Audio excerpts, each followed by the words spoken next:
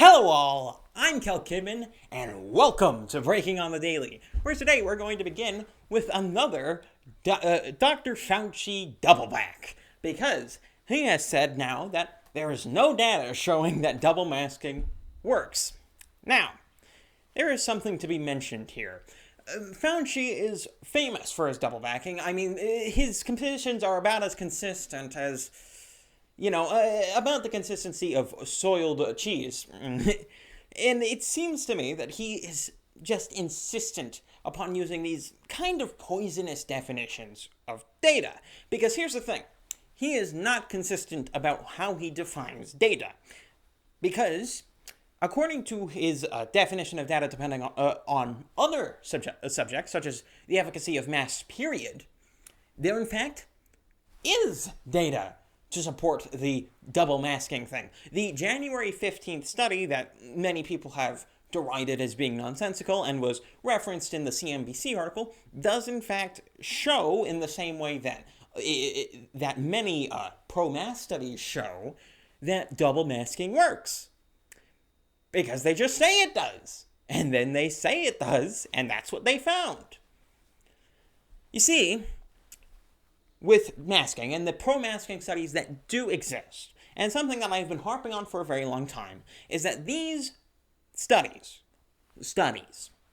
are models. They are not necessarily computer models. Most of the time, or sometimes, they are mathematical models, not necessarily done by a computer with, free graphics or anything like that, but rather just you put variables into an equation, and then it jumbles them up and spits it out the other side with new data. Now, the famous German study, which is actually cited in that January 15th study about double masking, is one of those examples. Of course, this doesn't get mentioned by anyone who's actually citing the study, instead saying that they found that masks helped by like 50% or something. The fact of the matter is, they didn't find that. They assumed that would happen, put it into their model as what would happen, and then, lo and behold, they looked at the data and said, wow, it shows exactly what we thought it would show, because we put it in. Do you see why modeling, and why these pseudoscientific scientific institutions annoy me so much? Because so many people do not look into this sort of stuff, and just trust this data out of hand. Because, well, it's coming from a cherished, trusted institution, of course they're going to tell us accurate things. They're not going to mislead us about the science of what is going on. This is untrue, though, because many of these scientific institutions are, in fact, lobbying groups.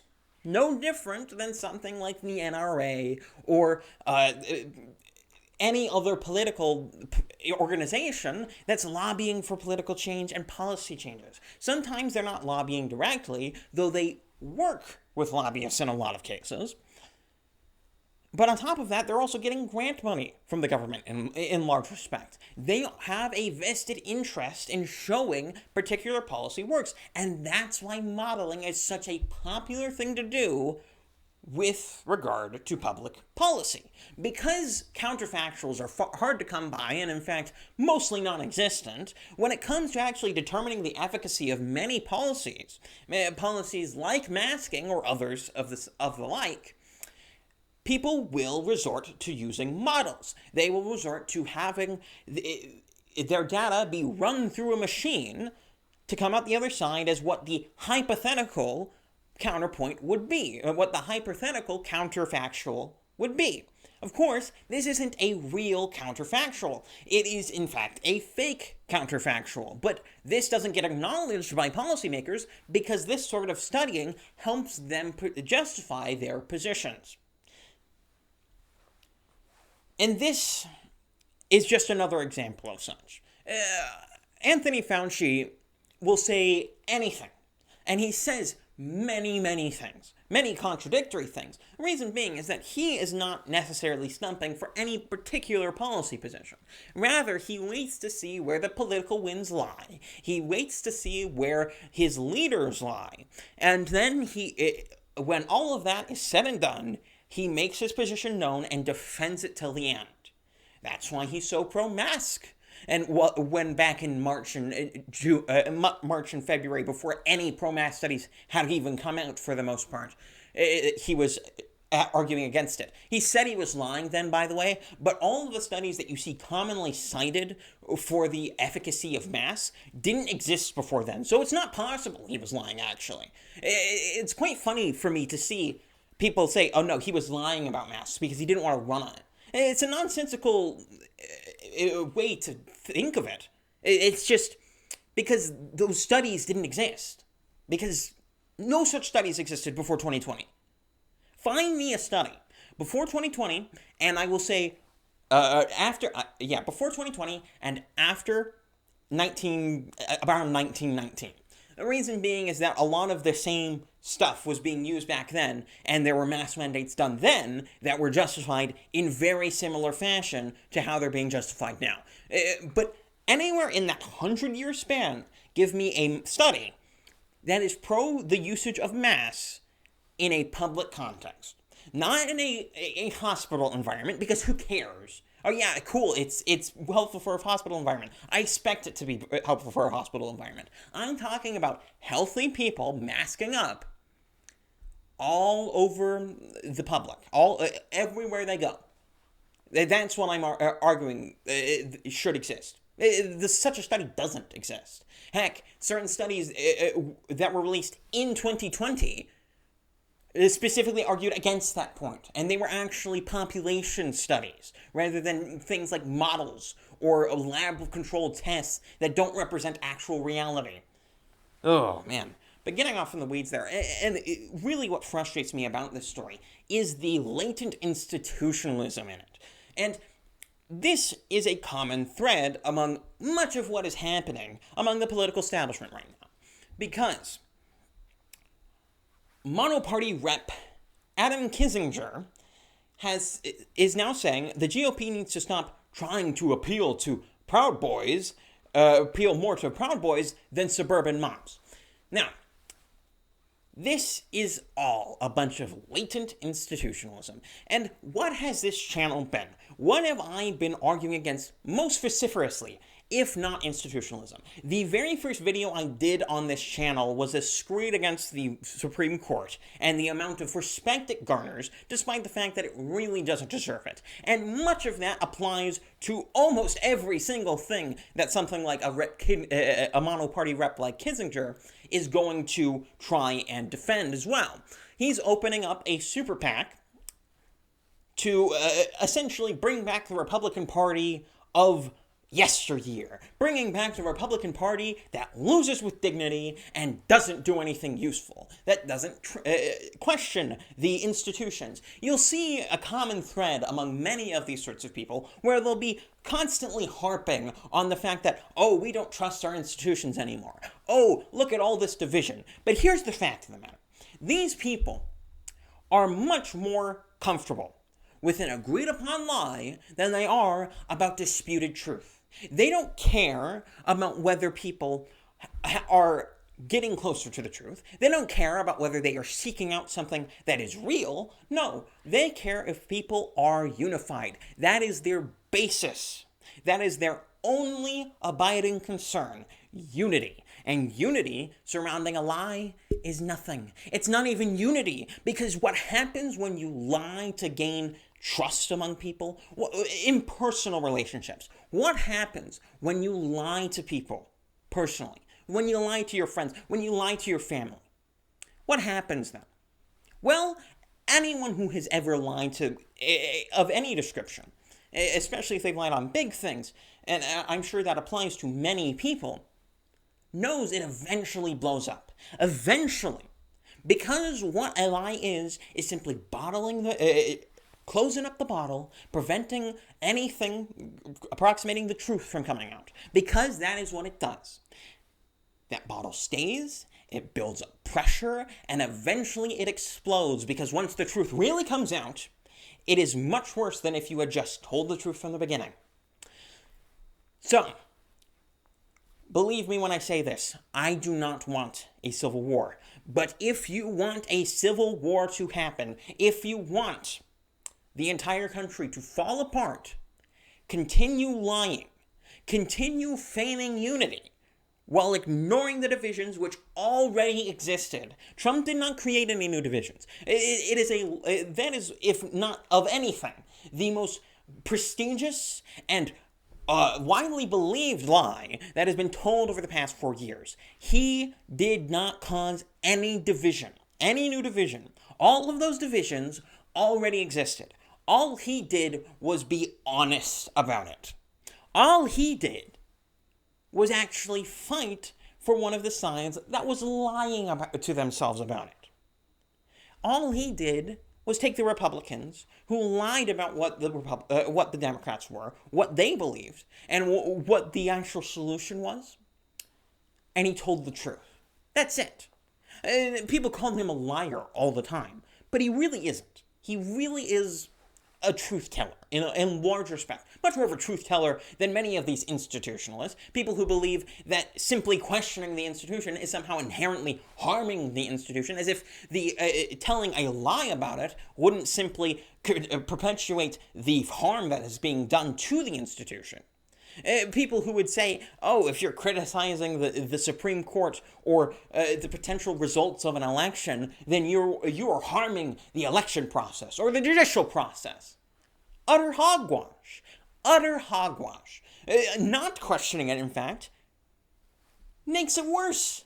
What you're doing is eventually you're going to make it burst. And the funny thing is, in this case in particular, where he's talking about, oh, we need to appeal to suburban moms. Not to begin with the fact that Trump beat out the normal GOP in almost every single county, barring 2, outperformed them. But also the fact that this completely ignores how Biden actually won in this last election. Because Biden didn't win by appealing to suburban moms. He didn't win in the suburbs. He won in the metropolitan areas. He won by being so dominant in metropolitan areas that it overcame every gain that Trump made in every other place. To the point where Joe Biden won 10 less counties when he won as compared to Hillary Clinton when she lost. Biden winning 477 in comparison to Hillary Clinton's 487. Now, isn't that strange if Trump was supposed to have lost among suburbia? Utter hogwash, utter ridiculousness to see this sort of thing being peddled constantly by the monoparty. Again, I'm not going to be calling these people, these monoparty people, Republicans, because they aren't. They aren't Republicans. Their only abiding concern is unity. And you know what that ends up turning into? Softcore communism in a lot of cases. At least social democracy, which isn't exactly a Republican value, might I add. To move on to our next story. And another reason why our institutions need to be constantly questioned and criticized. Biden's brother was reportedly connected to a consulting company that tried to lobby the Obama administration. Now, this is one of the most persistent and awful things that is done among the establishment. People lobby the government while their associates are in the government all the time. It's an abiding concern that has existed almost since the country's existence, and particularly has exacerbated over the past few decades. And so it's not exactly surprising to see Biden's brother taking advantage of this, in this case particularly Frank Biden. But it just goes to show that for all the talk about Biden as this wonderful savior, this pure, kind-hearted man, the man runs his family, and the man allows his family to run like a crime family. Not saying that it is a crime family or that it's deeply connected to any sort of organized crime or something like that, though it seems to me that Hunter Biden may be.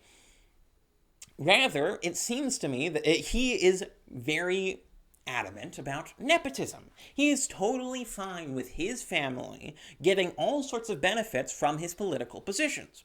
And this has been a problem with Biden since time immemorial. For as long as he's been in the Senate, these sorts of things have been complained about, because there has been evidence over many, many years about Biden and his family particularly using his office to gain certain benefits. And of course, you'll have the predictable rejoinder from the leftists who are not yet regretting their Biden vote, saying, well, he released his tax returns and it didn't show anything. Oh, really? Did you read the tax returns? Because it turns out he has millions of dollars in unsigned from unsigned places. He has millions of dollars of quite literally dark money. Things that we do not know where they came from. So maybe he released his tax returns, but he's not exactly being fully consistent or transparent about what he's actually doing, because we still don't know where a lot of his money's coming from, and his net worth is kind of insane for someone who's been a senator for as long as he has and hasn't done anything particularly else. It shouldn't be surprising, though. These sorts of people subsist on the centralization of all of these sorts of things, on the institutionalization of all of these sorts of things, and treating the institution as a sort of deity. The sort of idol worship we see of institutions is utterly ridiculous. But, to move on to our last story, and this one's a bit of a reproach from our last few stories, talking about institutional corruption and that sort, because this time we're talking about Amazon, because they want a $15 federal minimum wage. Despite the fact that small businesses would be hit. Well, maybe not despite the fact, but actually because of the fact.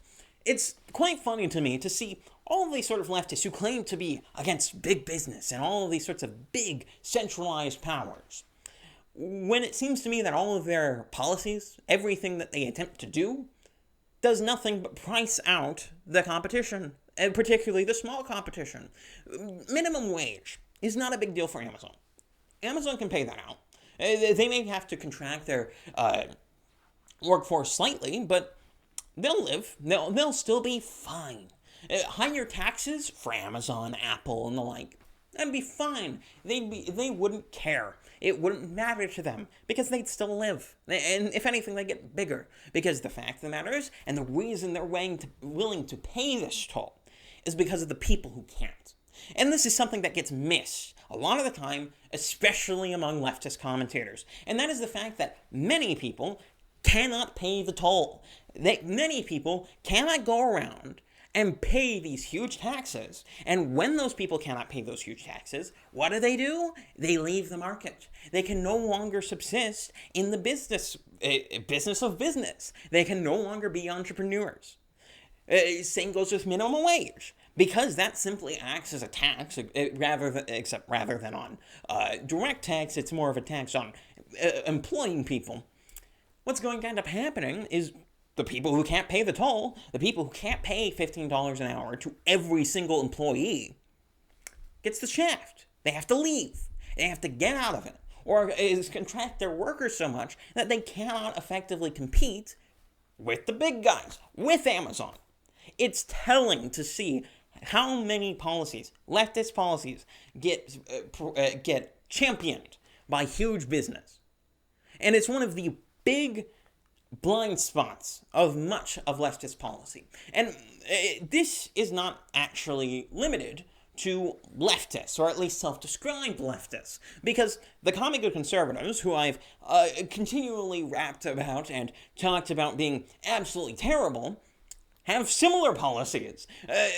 Just look at their opinions on social media, for example. We can go back to the Will Chamberlain example of them essentially wanting to prevent any sort of competitors to Twitter outright, which, yeah, sounds like a good idea to lessen Jack Dorsey's power. Certainly sounds like a good idea. Yeah, what do you want to do? Oh, you want to make it so that no one can compete with Twitter, and so that we're forced to use this dogmatic leftist platform?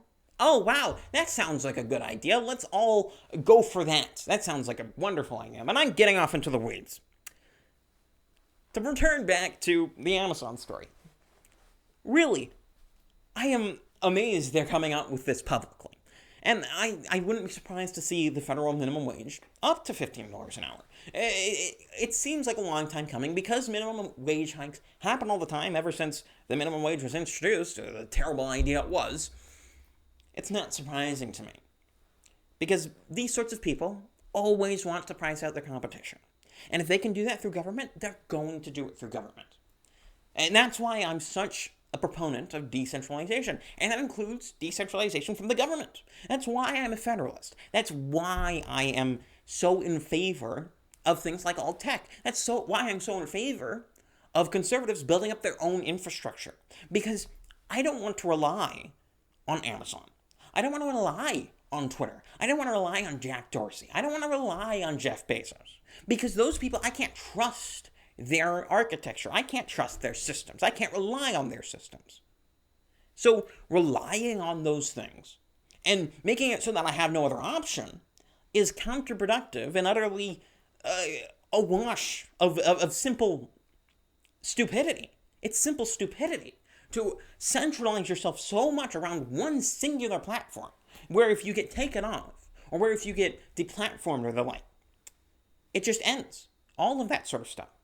That's kind of my argument against people calling themselves YouTubers or focusing their channels entirely around any given platform, because it doesn't just apply to YouTube. If you're focusing your channel all around BitChute or all around Library or all around Odyssey, and it isn't due to something like, upload restrictions or something like that, then you're kind of a fool. You've kind of ruined yourself in a sense, because what you've done is limit your reach, and you've also limited your ability to move laterally. If YouTube bans me entirely, I'll be fine. I'll continue posting. I have all these other platforms that I can use. But can you say the same for any other sort of many different people who call themselves YouTubers, who depend entirely on the existence of YouTube's platform and their existence on that platform? No, of course you can't. You need to decentralize yourself, and you need to push back against the centralization of things like a $15 minimum wage. You need to push back against these people who are attempting to price out their competition. And I think that's where I'm going to leave you guys today. Wherever you are, subscribe, whatnot. Go look at me on Gab or Minds or whatever. Particularly subscribe to me on BitChute. I do quite like that platform, though I do not centralize myself around it entirely. Currently, it is my most favorite. This has been Breaking on the Daily. I'm Kel Kidman, and I'm out.